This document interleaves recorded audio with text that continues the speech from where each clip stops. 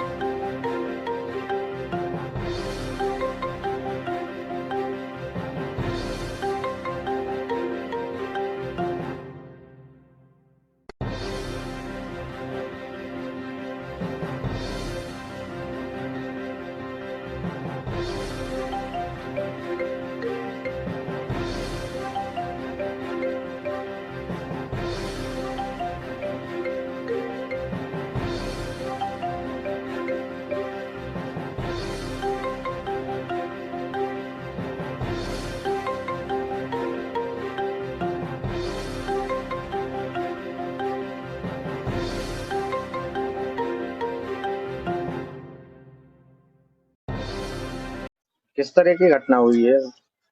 चोरी हुई है ये नीलेड्रीम कॉलोनी में। पहले तो एक घर का पता चला था, वहां पर सब लोग गए, देखा, रिपोर्ट करी।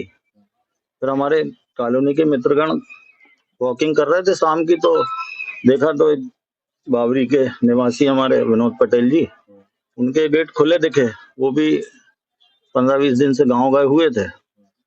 अंदर देखा तो सारे दरवाजों के ताले टूटे, सामान सब बिखरा हुआ है। फिर उनको सूचना करी, वो आए, काफी सामान गया उनका, एग्जैक्ट तो उन्हीं को मालूम है क्या क्या गया है।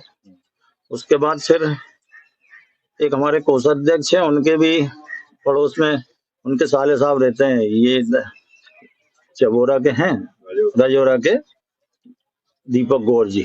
तो उनके यहाँ के भी ताले टूटे थे, सारे दरवाजे, अंदर पूरा सामान बिखरा हुआ था। तो ये सब चीजें हम फिर सब लेके साथी लोग थाने रिपोर्ट करने गए। तब तक फोन आया, कॉलोनी के कुछ बच्चों ने देखा तो 6वें नंबर की गली में एक रेलवे में शर्मा जी रहते हैं, रेलवे क्वार्टर में, उनके मकान के भी ताले टूटे थे। सब देखे, ऐसे कुल मिलाकर 4 मकानों में चोरी हुई है। और जगह जगह जो सीसीटीवी कैमरे लगे उसमें भी देखा तो 5 चोर जाते हुए दिखे, नए लड़के, मुंह पे कपड़े बंधे हुए हैं।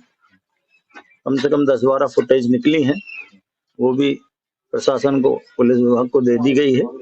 टीआई साहब से चर्चा भी करी इस विषय में। उम्मीद तो उन्हें जताई है कि आज शाम तक पकड़ लिए जाएंगे, लेकिन ये थोड़ा इसमें सजगता दिखाने की आवश्यकता है। पहले भी इस तरह की घटना हुई है? पहले एक बार साल भर पहले हुई थी। एक सूना मकान और था यहाँ पर, बलराम रघुवंशी जी का, वो कहीं गए हुए थे अपने बेटे के पास, तो उस समय भी इसी तरीके का सारा सामान बिखरा, उनका भी काफी सामान चोरी हो गया था। फिर उसके बाद से काफी सतर्क भी हो गए थे।